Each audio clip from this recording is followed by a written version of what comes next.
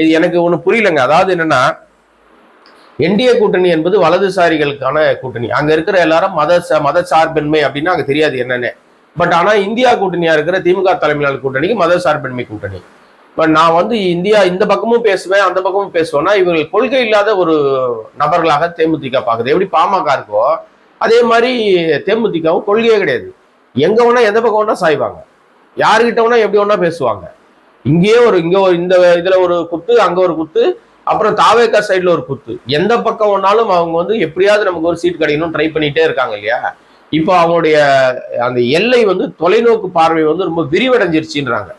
அதுதான் இன்றைய வீடியோவுடைய சாராம்சம். இவங்க வந்து கூட்டணி அறிவிக்க போறதே இல்லைன்ற ஒரு விஷயம் வந்தாலும் இவருடைய எல்லையை விரிவடைச்சிட்டாங்க. எப்படி விரிவடைச்சிருக்காங்கன்னா, இப்ப நம்ம வந்து எல்லாரும் என்ன பேசிட்டு இருக்காங்கன்னா, அவங்க வந்து ஒரு ராஜ்யசபா சீட் கன்ஃபார்மா கேட்கறாங்க, 12 சீட்டு வந்து கேட்கறாங்க, எம்எல்ஏ சீட்டு 20 சீட் கேட்கறாங்க அப்படின்னு சொல்லிட்டு இருக்காங்க இல்லையா. பட் திமுக தெளிவாக நம்ம ஏற்கனவே சொன்ன மாதிரி 6+1 அவ்வளவுதான். 6+1னா ராஜ்யசபா ஒரு சீட்டு, 6 சீட் எம்எல்ஏ சீட்டு. நீங்க கேட்கற தொகுதியெல்லாம் தர முடியாது, நாங்க சொல்ற தொகுதியில் நில்லுங்க, ஜெயிக்க வைக்க வேண்டிய வேலை எங்களுது, செலவெல்லாம் எங்களுது அப்படின்னு திமுக கிளியர் கட்டா சொல்லி டோரை சாத்திட்டாங்க. வருவாங்கன்னு வெயிட் பண்ணாங்க, வரலன்னு டோரை சாத்திட்டாங்க, க்ளோஸ் பண்ணிட்டு 22ஆம் தேதி அவங்க வந்து கூட்டணி கட்சிகளோட பேச்சுவார்த்தையை அறிவிச்சிட்டார். திமுக தலைமையில் அதிகாரப்பூர்வ அறிவிப்பு வந்துருச்சு. 22ஆம் தேதியிலிருந்து கூட்டணி கட்சிகளுடைய தொகுதி பங்கீடு குறித்து பேச்சுவார்த்தை தொடங்கும், அதற்கான குழு வந்து போடப்பட்டு விட்டது அப்படின்னு சொல்லி அதிகாரப்பூர்வமா அறிவிச்சிட்டாங்க.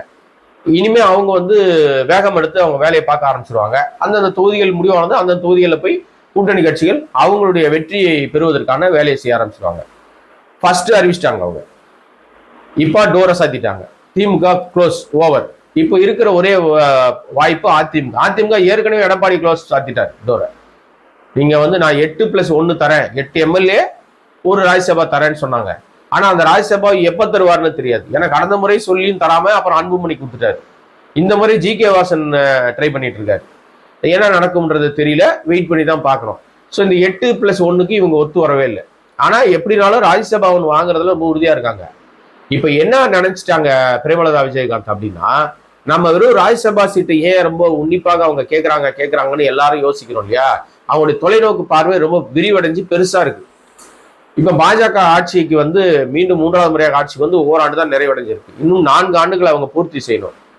அப்ப இப்ப ராஜ்யசபா சீட் வாங்கிட்டா உடனடியாக பாஜக உதவியோடு நம்ம மத்திய மந்திரி ஆயிடலாம். எவ்வளவு ஆசை பார்த்தீங்களா. ஆசைப்படலாம், தப்பு இல்லை. பேராசைப்பட்டா